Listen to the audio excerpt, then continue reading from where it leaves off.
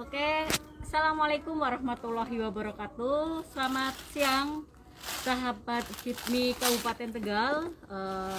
Kali ini kita bertemu lagi dalam acara dialog HIPMI bersama pengusaha. Nah, kali ini pengusaha yang kita temuin adalah bukan sembarangan pengusaha, ya. Beliau adalah salah satu perangkat desa, itu kepala desa di Desa Padaharja, Kabupaten Tegal. Selamat siang, Oke, Pak Firman. selamat siang, Mbak. Iya, terima kasih. Salam bertemu. Ya.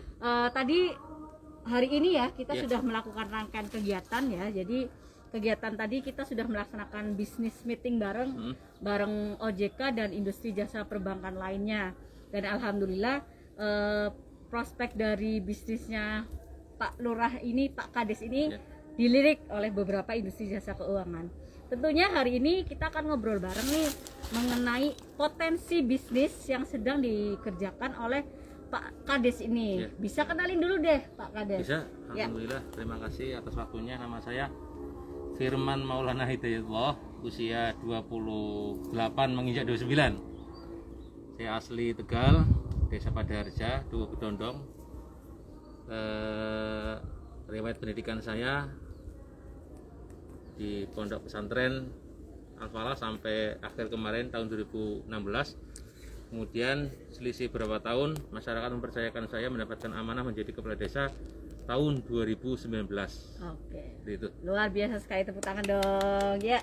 Dan Pak Firman, Ya. bukan, jangan Pak deh, Mas Lurah aja, kita manggilnya Mas Lurah. Mas Lurah, tadi apa yang disampaikan dalam forum business meeting, Mas Lurah ini membuka sebuah potensi usaha yaitu di bidang ternak lele, Ya. dan dalam hal ini ternyata konsep ternak lelenya cukup menarik. Ya. Karena bukan hanya sebatas ternak, tapi sampai bagaimana membuat konsep hulu ke hilir. Ya, Boleh dijelaskan sedikit ini, Gini, Mas Lurah? ya, alhamdulillah tadi sempat kita presentasikan di depan pimpinan industri keuangan ya, industri jasa keuangan. Tadi saya sampaikan inti dari program saya ini yaitu murni pemberdayaan masyarakat. Dengan cara apa? Dengan cara memaksimalkan potensi yang ada di desa, Oke. khususnya Desa Padaharja. Kita lihat di belakang itu punya lahan yang sangat amat luas. Nah, terus kemudian khusus di bagian barat itu sudah ada yang tidak produktif lagi. Oke. Nah, dari itu saya ngolah pemikiran bagaimana caranya kita itu bisa mewujudkan satu putaran ekonomi yang komplit mulai dari hulu ke hilir nih. Maka dari itu pas dilelah saya juga passionnya di dunia perikanan. Nah, saya ambil langkah yang paling menurut saya paling tepat, yakni di dunia lele. Oke. Karena potensi di Tegal untuk market lele itu 100% kebutuhan konsumen.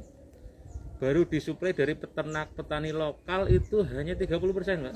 Sisanya 7% dari siapa?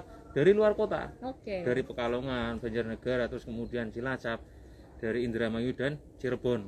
Nah, mereka punya harga yang bersaing. Nah, kemudian saya mikir bagaimana cara menciptakan lele yang higienis.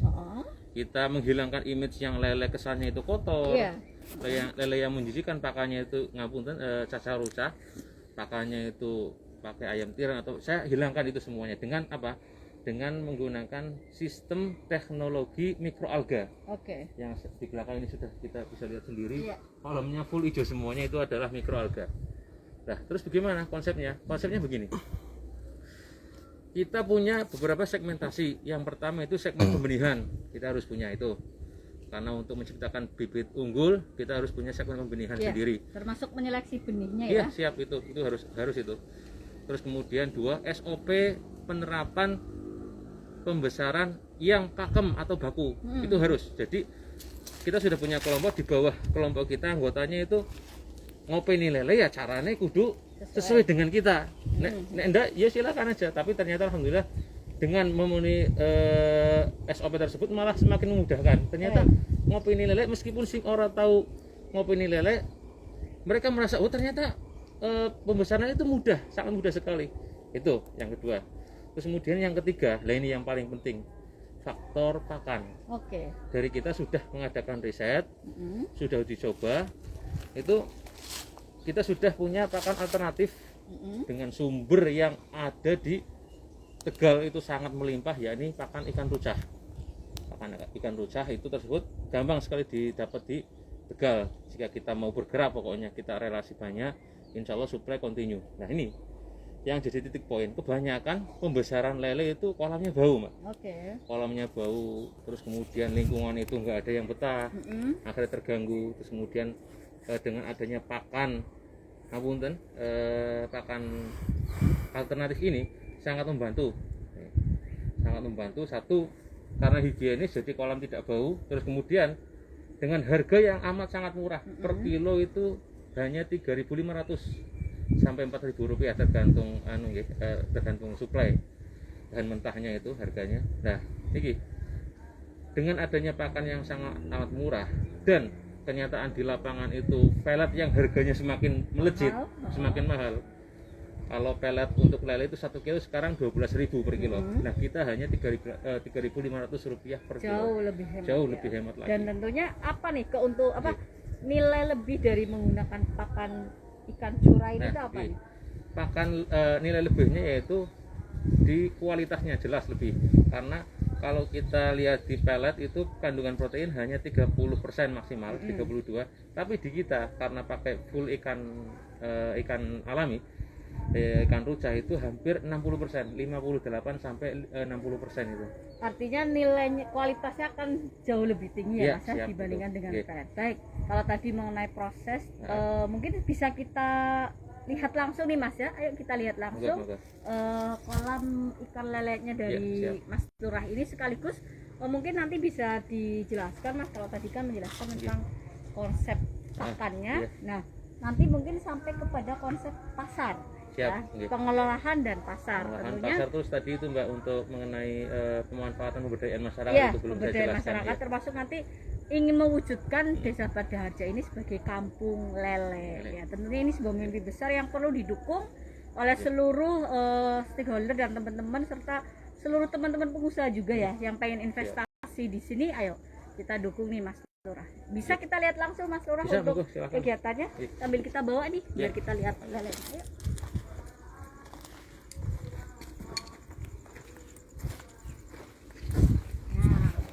Teman-teman, ini bisa kita lihat ya. Ini yang kolam jenis apa ini Mas? Ini kolam lele sangkuriang, jenisnya lele sangkuriang juga. Ini jenisnya lele sangkuriang, dan ini yang pembesaran ya? Pembesaran. Ini untuk pembesaran. Ini tambah pembesaran. Ini udah berapa bulan ini Mas? Usianya Mas? Ini usia 2 bulan setengah. 2 bulan setengah. Ternyata ikan lele ini pada lapar, kayak kita jelek dapur ya.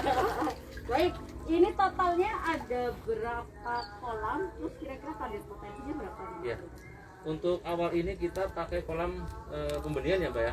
Kita belum punya kolam pembesaran karena ini segmen pembenihan. Untuk pertama itu kita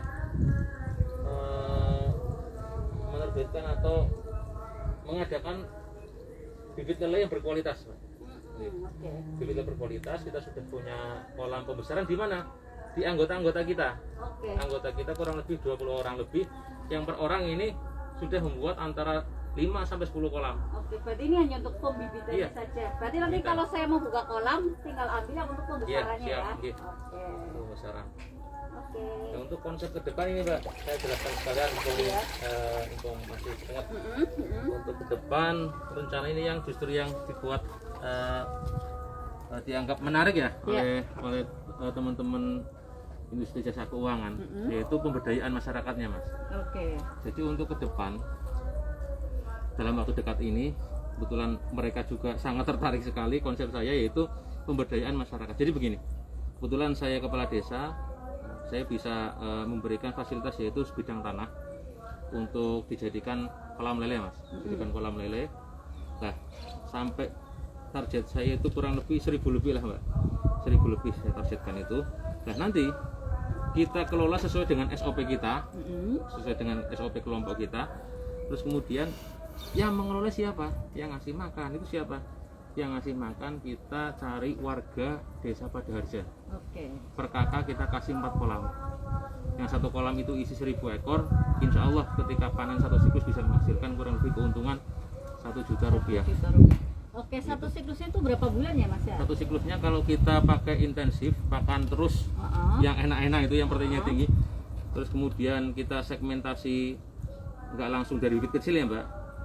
Jadi pakai segmentasi pendederan, terus kemudian pembesaran itu kurang lebih 1,5 bulan bisa panen. Artinya ketika punya satu kolam, Iya. 1,5 juta, 1 juta lah ya.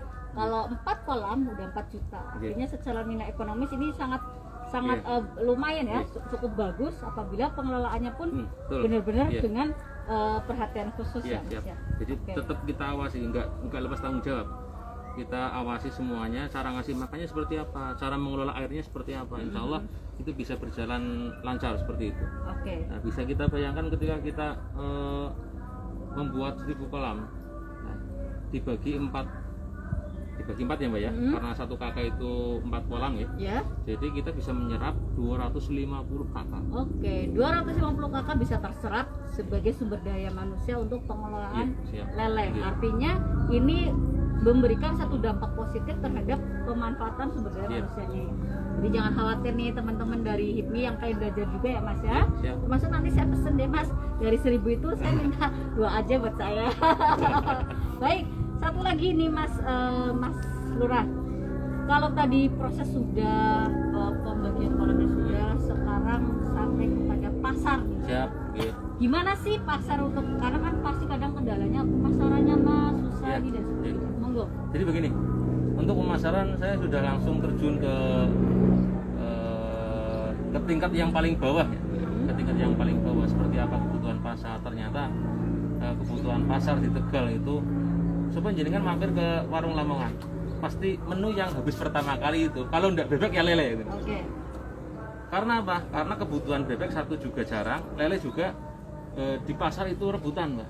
Di pasar itu rebutan, konsepnya seperti itu. Nah terus kemudian untuk konsep yang tadi itu kita pegang mulai dari hulu sampai ke hilir. Jadi mulai dari pembibitan kita sendiri, pengadaan pakan kita sendiri, terus kemudian pembesaran kita punya SOP sendiri, sampai terakhir ini marketing pun nanti kita handle di kelompok kita. Jadi teman-teman yang sudah punya kolam lele bahkan sampai 10 kolam, sampai 20 kolam, itu tidak khawatir penjualannya. Kita langsung salurkan. Langsung kita beli, langsung kita pasarkan, kita bentuk marketing juga. Artinya dari hulu ke hilirnya sudah terkonsep dengan baik, dan untuk pelaksana fungsi kontrolnya pun dari pemerintah desa melalui Pak Kades ini membina langsung pada masyarakatnya, hingga nanti marketingnya itu melibatkan masyarakat juga, masyarakat dan seluruh masyarakat eksternal luar juga ya. Artinya sudah tercipta nih hulu hilirnya. Baik, Mas Lurah, luar biasa sekali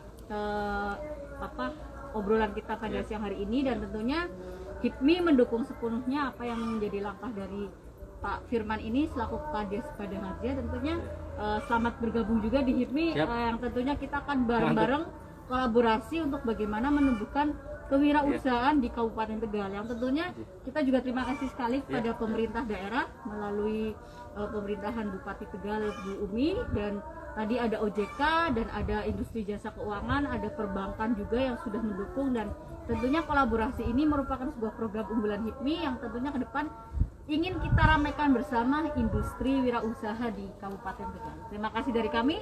Terima kasih Pak Lurah atas waktu dan kerjasamanya, kolaborasinya. Dukung terus untuk kemajuan wirausaha di Kabupaten Tegal. Terima kasih. Wassalamualaikum warahmatullahi wabarakatuh.